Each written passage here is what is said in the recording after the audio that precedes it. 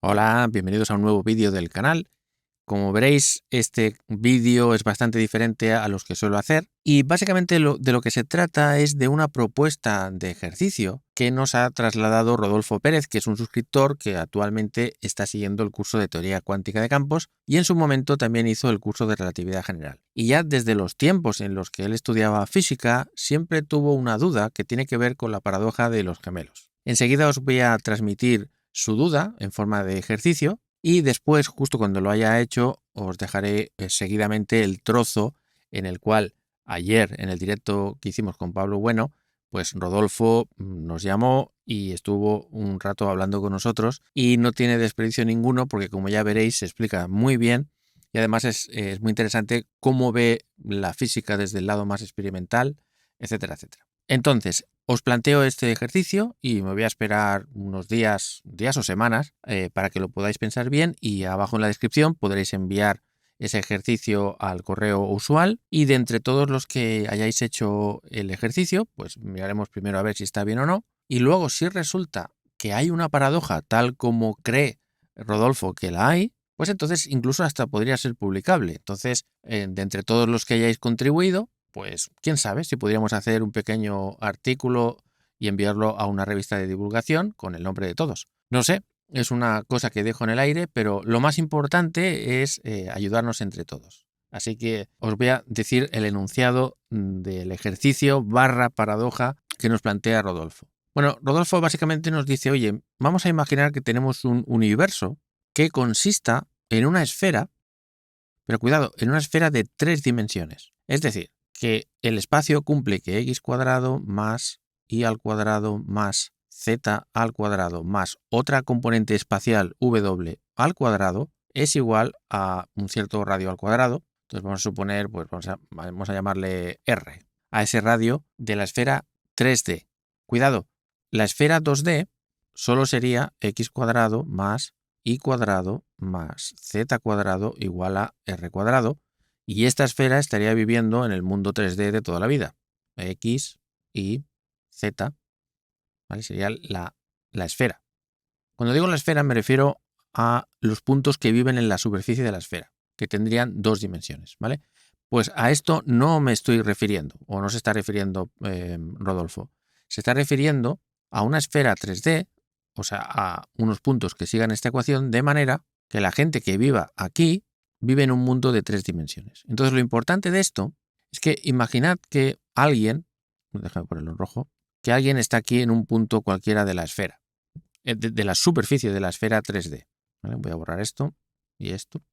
Y ponemos a otro alguien aquí. O sea, hay dos observadores o 2 personas, ¿no? Entonces, supongamos que uno de ellos va a una cierta velocidad. Este color no se ve, este tampoco mucho. Perfecto. Ahora, supongamos que uno de ellos va a una cierta velocidad, digamos, por ejemplo, tal como nos plantea Rodolfo, a la mitad de la velocidad de la luz. Entonces, en principio seguirá una geodésica por aquí y en principio volverá a encontrarse con el señor, el gemelo que se había quedado aquí. Bueno, pues el ejercicio que nos plantea Rodolfo es calcular el tiempo que experimenta este señor en toda esta vuelta. Vamos a llamar, si este señor es el señor, si este es el señor 1 y este es el señor 2, pues el tiempo experimentado por el señor 1 y el tiempo experimentado por el señor 2 y compararlos. Y cuidado, estos tiempos son los tiempos propios de cada uno de estos señores. ¿Vale? Pues este sería básicamente el planteamiento. Entonces, Rodolfo nos propone, para hacer números redondos, que el radio de esta esfera 3D sea de 5 entre pi años luz. ¿Vale? Pues este es el ejercicio. O sea, la cosa, o sea, lo que plantea Rodolfo, pero que enseguida lo vais a escuchar en sus propias palabras, o en su propia boca, digamos, es que, a diferencia de la paradoja de los gemelos, que se resuelve viendo cómo que uno de los mellizos permanece en reposo y el otro se va, pero después vuelve, precisamente por el hecho de que uno de ellos experimenta una aceleración, hace que no sea una situación simétrica y se rompe la paradoja.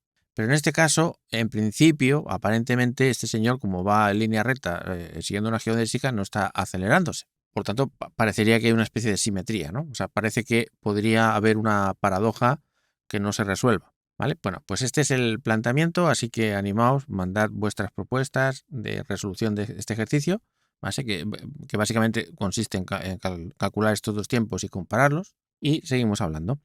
Os dejo a continuación con el fragmento del directo en donde Rodolfo pues, nos contaba sus aventuras, que ya veréis que es muy divertido y además se explica muy bien. Pues nada, hasta pronto.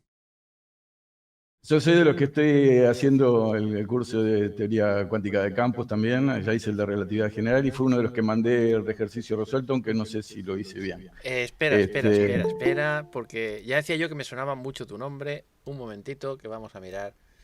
Un segundito. ¿Ves? Sí, siempre estoy molestando con comentarios. Por ahí. ¿En qué capítulo era? ¿El 78? El 80. Rodolfo Pérez, correcto. Sí. Ahí Correcto. estaba. Lo estoy abriendo ahora mismo, a ver. Ahí lo hice en Word para que. Es un PDF, pero está para que no tengas que pelearte con mi letra. Sí, mira, voy a compartir un momento para que Pablo lo vea. No sé si se ve bien, pero esto es uno de los ejercicios resueltos por Rodolfo Pérez. Aquí tenemos el cálculo, que es el... ¿Dónde lo estás poniendo? Porque yo no veo. Ah, ¿no se ve? No se ve. Se sigue viendo el baño desde el que estás transmitiendo. El baño. No me digas que parece un baño esto. Sí, los azulejos, está inclusive el botón, es un botón triangular para apretar el inodoro, está todo. Ostras, o sea que parece perfecto. Que estoy cagando. Es un baño futurista, es un baño futurista, pero es un baño al fin. Podría ser un baño de Japón. Eso sí, mira, y las pastillas de estas que se abren así. Bueno, en realidad... Yo viví 3 meses en Japón y usé esos inodoros que tiran agua calentita y todo eso. Bueno, hay que decir que es una cabina insonorizada. Es decir, que puedes empezar a gritar como un loco y nadie te escucha, ¿no? ¿Se dice? Bueno, pues eso, que aprovecho para decir que muchas gracias por hacer estos ejercicios.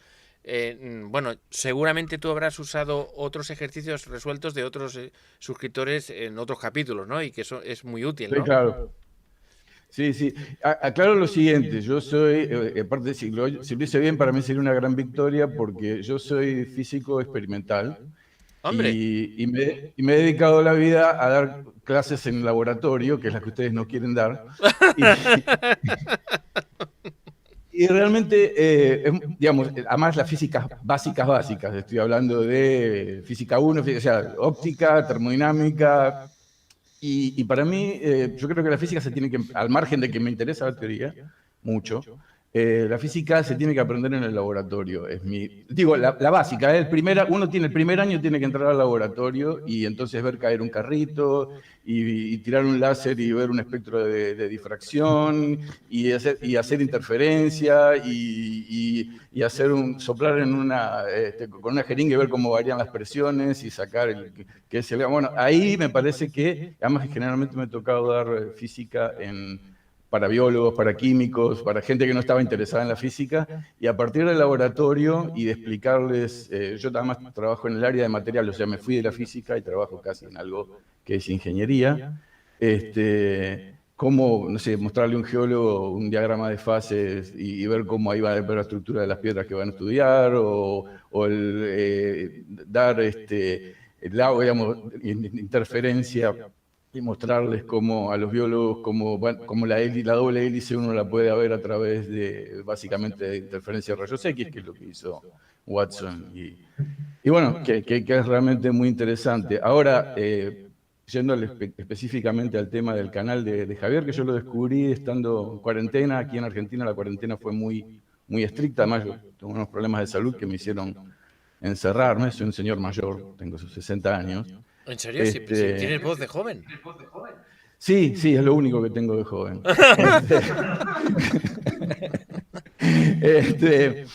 Pero aproveché, bueno, como además soy docente y tuve acceso, hice cursos online, de estos que hay que dar exámenes y dan certificados, no sé, desde Python hasta Machine Learning, y bueno, utilicé algunas cosas para mi trabajo.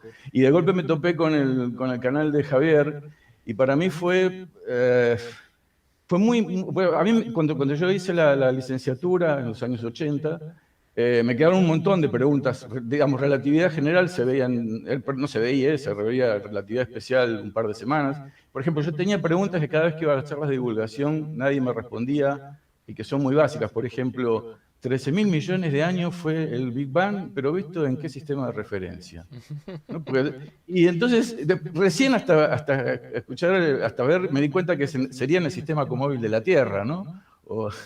Desde ahí son los 13.000 millones de años. Bueno, y lleno de preguntas, y de hecho tengo una que me queda de la licenciatura, que es cómo se ven las transformaciones de fase de distintos sistemas, porque las velocidades son distintas.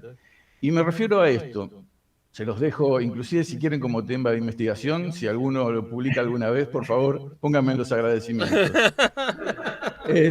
Cuando ocurre, digamos, cuando uno mira la radiación de fondo, la radiación de fondo está originada en el hecho de que los fotones que están atrapados, de golpe, quedan libres y empiezan a flotar. Eso es una transformación de fase. Básicamente es una transformación de fase. Ahora bien, yo, como te digo, trabajo en el área de materiales. Es más, a partir de ver este tema de las ondas gravitatorias, y que, como yo le decía en el canal al que preguntaba a un ingeniero, el tensor de deformaciones elásticas es muy parecido al tensor de Riemann, y la velocidad de la luz sería la velocidad de propagación de la información, digamos, es la velocidad de propagación de la información dentro de un sólido, de este material. Entonces, hay unas transformaciones de fase, por ejemplo, que ocurren en el acero, que se llaman martensíticas, que ocurren, esos son lo que se llaman transformaciones masivas, es decir, ocurren a la velocidad en la que la información se puede transmitir, o sea, la velocidad de propagación del sonido en el acero. Entonces, tomando esa analogía, si una transformación ocurre en un punto, hay una nucleación y después viene un crecimiento. Si ocurre esa nucleación y empiezan los fotones a estar libres, esa transformación de fase se empieza a propagar por todo el espacio a una velocidad, que es la velocidad de la luz en este caso. Entonces, si el universo fuera infinito, esa propagación todavía estaría ocurriendo. Bien, la respuesta a esto, perdón, déjenme terminar porque hay una cosa más.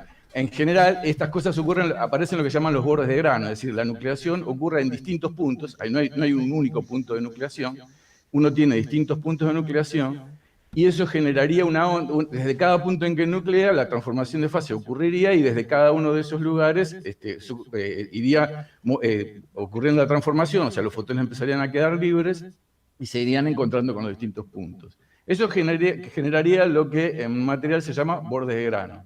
Es decir, distintas orientaciones que se chocarían. Y de eso tendría que haber una referencia en la radiación de fondo. Es decir, no debería ser uniforme.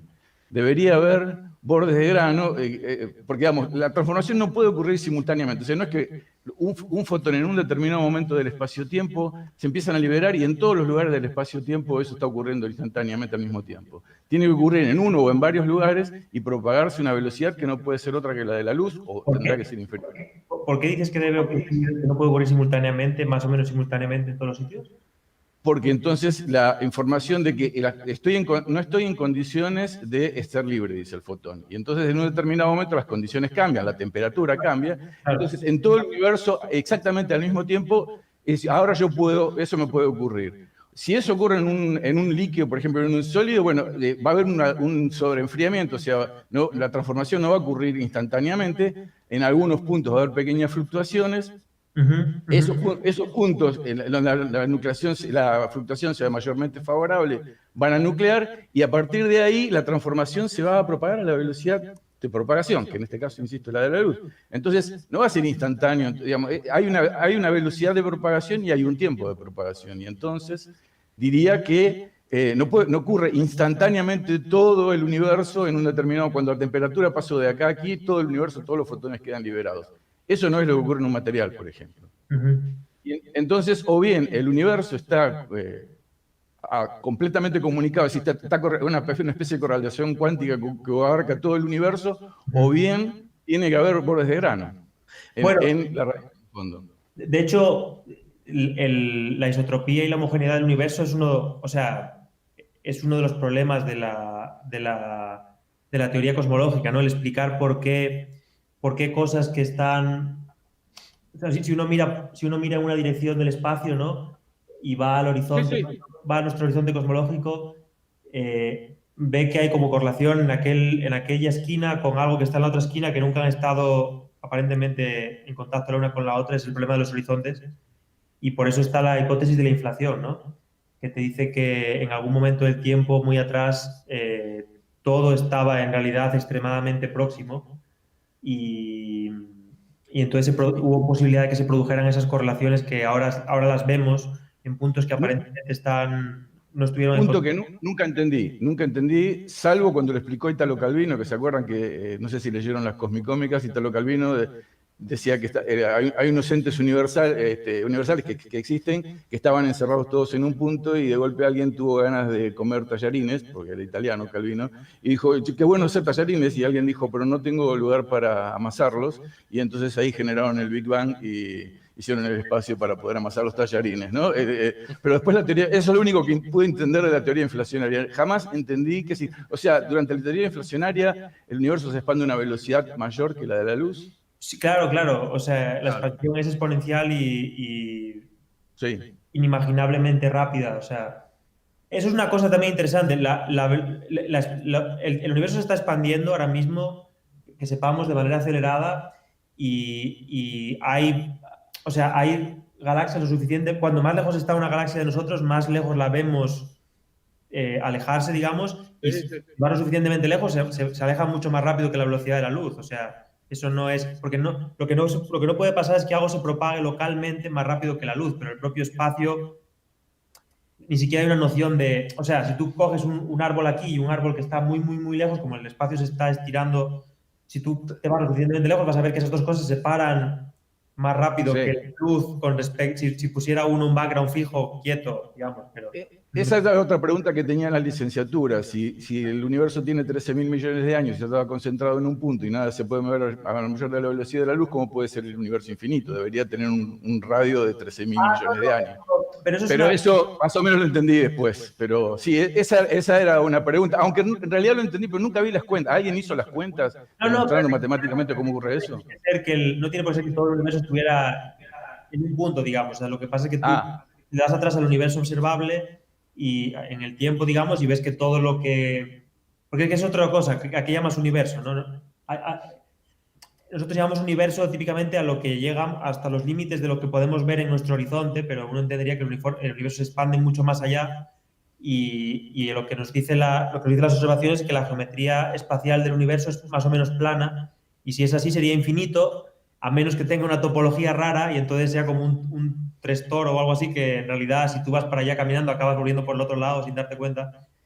Pero eso obviamente no lo podemos ver con las observaciones porque no podemos ir más allá de nuestro horizonte. En cierto sentido, lo que llamamos universo es una parte pequeña de lo que sería todo el universo. Entonces, el Big Bang hace referencia simplemente a que la malla espaciotemporal estaba como muy comprimida ahí, pero no significa que la malla estuviera literalmente toda la malla metida ahí, sino que no, es más, debería ser, en el momento del Big Bang, el universo debería ser infinito también, para que siga siendo infinito. Claro, algo así. Lo que pasa es que el problema es que en ese momento ni siquiera está claro que la propia noción de espacio tenga sentido y de tiempo. Entonces, ni siquiera está claro que tenga sentido hablar de hace, cuando dices hace no sé cuánto, es como empezando a contar desde cuándo, porque hay un momento en el que empieza a tener sentido, que es después, entre comillas, porque después... En cierto sentido tiene sentido hablar de después, pero en cierto sentido tampoco está claro que tenga sentido hablar de después, porque para hablar de después tiene que haber una noción de tiempo que funcione todo el tiempo. Pero claro, si tú vas suficientemente atrás, ahí están las leyes de la gravedad cuántica en las que a lo mejor el propio tiempo es emergente, entonces ni siquiera tiene sentido hablar de lo que había antes de cuando, yo qué sé, se desacoplan los gravitones o qué sé yo. Por eso, y cerrando, porque para no abarcar todo el tiempo, volvemos al curso de Javier, y lo que yo digo es que el curso de Javier me está dando los elementos para estas preguntas abstractas, que en realidad nunca sabía cómo formularlas de manera correcta. Ahora, porque yo quiero formularlas matemáticamente, no quiero resolverlas. Pero justamente vos lo que hablabas, yo como tengo una carrera que me sirve para malamente comer en la Argentina, me puedo dedicar, y ahora estoy grande, me puedo dedicar como hobby a resolver algunas de estas preguntas fundamentales, hacer un poco de filosofía física. Es que eso pero no quiero ponerlas en palabras, de bueno, el tiempo existía o no existía. Por ejemplo, a mi pregunta, ¿en qué sistema? Digamos, 13.000 millones de años, pero eso depende del sistema que lo estoy mirando. Y ahora Javier me permite decir, desde el sistema móvil de la Tierra, y sé lo que quiere decir, me gustaría a través del tiempo, y si Javier tiene si no me puedo comprar un Javier, pero me compraría uno y me lo pondría en mi mesita de luz para que me empiece a hacer las matemáticas de las preguntas que me quedan. Y la última que tengo en el toro ese, los mellizos de Langevin en un universo cerrado, si uno de ellos puede salir desde un punto y llegar al mismo punto sin cambiar su velocidad, o sea, llegando a velocidad constante, tenemos un problema, ¿no? O sea, me da la sensación de que un universo cerrado con la teoría restringida de la relatividad tiene paradojas que no se pueden resolver. Pero... No. Si hubiera curvas cerradas de tipo tiempo, pero si mientras sean de tipo espacio no hay problema. Porque no es que vayas a aparecer tú mismo a la vez que sales o algo así. Eso sería si hubiera curvas de tipo tiempo, de manera que puedas viajar atrás en el tiempo, pero viajar atrás en el pasado, no, sin problema. Lo que digo es, voy a ver si a partir de las cuentas que tengo con Javier puedo, en lugar de hacer esta pregunta así en abstracto, yo tomo el mellizo que se queda, le calculo la edad, le hago dar toda una vuelta en un universo que tenga digamos que sea una esfera cerrada de 10 años luz de diámetro, y cuando llega a ver si los dos tienen la misma edad o tienen una edad distinta. Yo sospecho que van a tener una edad distinta. No, eso no es relevante para ese experimento, la topología del universo. Lo único que es relevante ahí es cuál de los... Que vuelvo al mismo punto. Vuelvo a la Tierra sin tener que frenar y volver. Sí, me muevo con velocidad constante siempre. Ya veo lo que dices. Interesante. Vale. O sea, yo salgo de la Tierra, uno de los mellizos sale de la Tierra y vuelve a la Tierra, pero siempre moviéndose a velocidad constante. Es bonito, no lo había pensado. Rodolfo, estoy quedándome alucinado porque al escucharte hablar se nota el gran talento que tienes para la física, se nota a distancia, ¿no? Y entonces estaba pensando mientras hablabas y mientras Pablo está pensando, pero ¿en qué medida mi curso de relatividad general le puede haber servido a este buen hombre con lo que sabe? Y justo después has dado con la clave que no lo había pensado nunca y me hace una ilusión tremenda. Si te he entendido bien, lo que quieres decir es que el curso de relatividad, que es simplemente una introducción, es lo suficientemente detallista en los cálculos como para poder formular tus preguntas de forma matemática. ¿Es eso? Es que me he pasado la vida haciendo eso. Yo, de hecho, ahora estoy trabajando con antropólogos, por ejemplo, y estamos viendo si unas rocas que sacaron en Brasil se usaron como herramienta de trabajo o no. De hecho, publicamos y todo una cuestión de unos elementos que se cocinaban, unos cacharros que unos los usaban como comida y otros los usaban como elementos funerarios, entonces usaban distintos métodos de cocción, usando LIBS, Laser Induced Breakdown Spectroscopy. Y he estudiado, bueno, siempre he trabajado con aceleradores de partículas también, porque con eso, usándolo como bolas de billar, yo estudio difusión en sólidos y puedo sacar perfiles de difusión. Entonces, siempre es cuál es el lenguaje, y por eso yo le discutía a Pablo el tema del lenguaje, que hay que aprender. Yo hablo 4 idiomas mal, incluyendo el español. Aprender el lenguaje en el que habla la persona, el interlocutor de uno, es indispensable para transmitirle las ideas. Y entonces tu matemática lo que me está dando es, bueno, la matemática es el lenguaje de la física, no hay ninguna duda, que la cuántica no existiría, uno no podría hacer las preguntas de la cuántica sin la matemática, porque ¿cómo me puedo imaginar un principio de tercero excluido que no se cumpla? Y eso es lenguaje puro. Pero está bien, no vamos a entrar en... Haces un poco de trampa, Rodolfo, porque has utilizado para defender el lenguaje a las matemáticas. Y las matemáticas, claro que tienen chicha, mucha más chicha que el lenguaje. Es más que un lenguaje. No es más que un lenguaje la matemática, no es más que un lenguaje. Y te lo digo como físico, no como lingüista. Pero admito que soy tramposo. Si vamos a discutir, soy tramposo.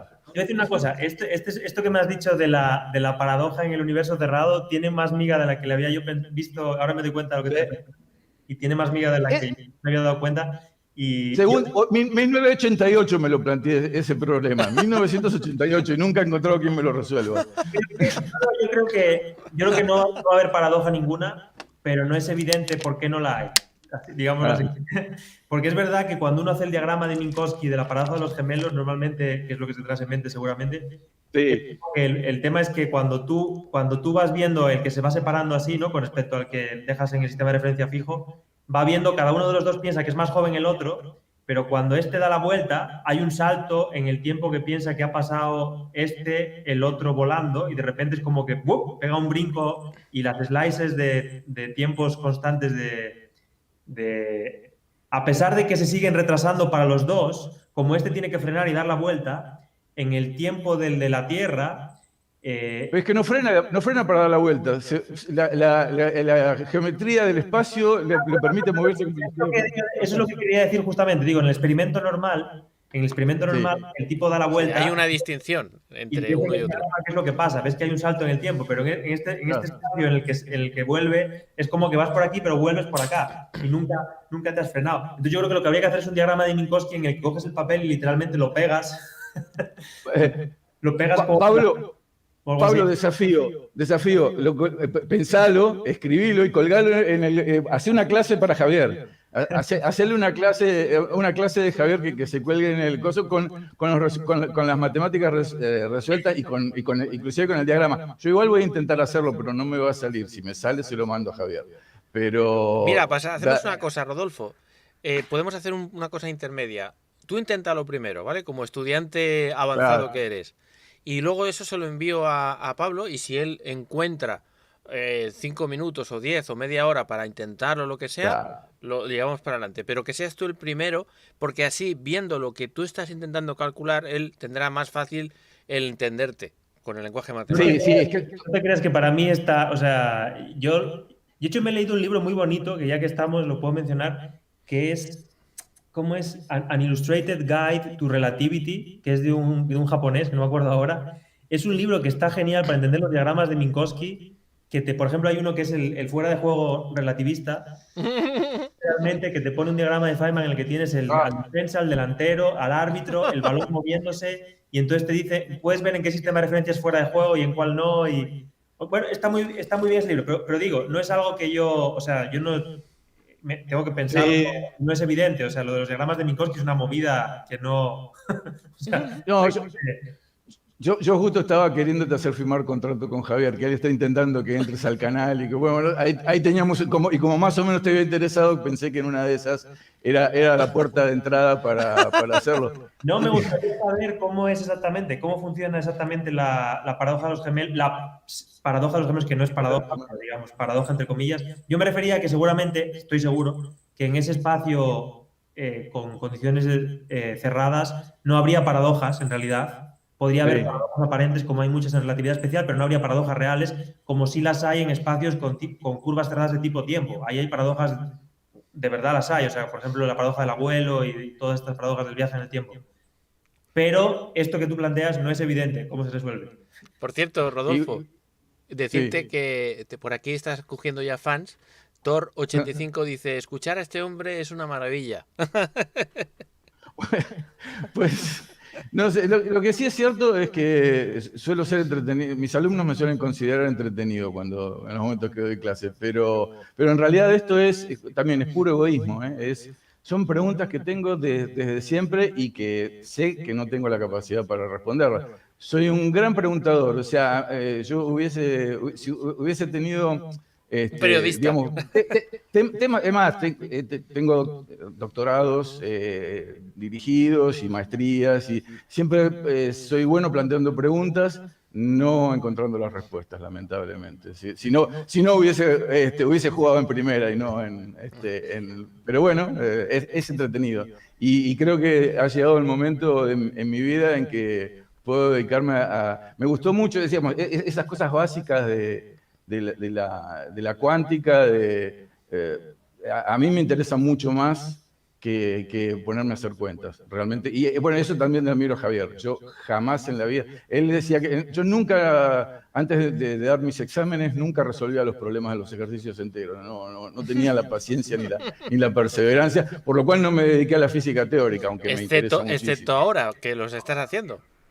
Bueno, es el primero, después de la porrada de ejercicios que mandaste, es el primero y el único que hice hasta ahora, así que Dios dirá.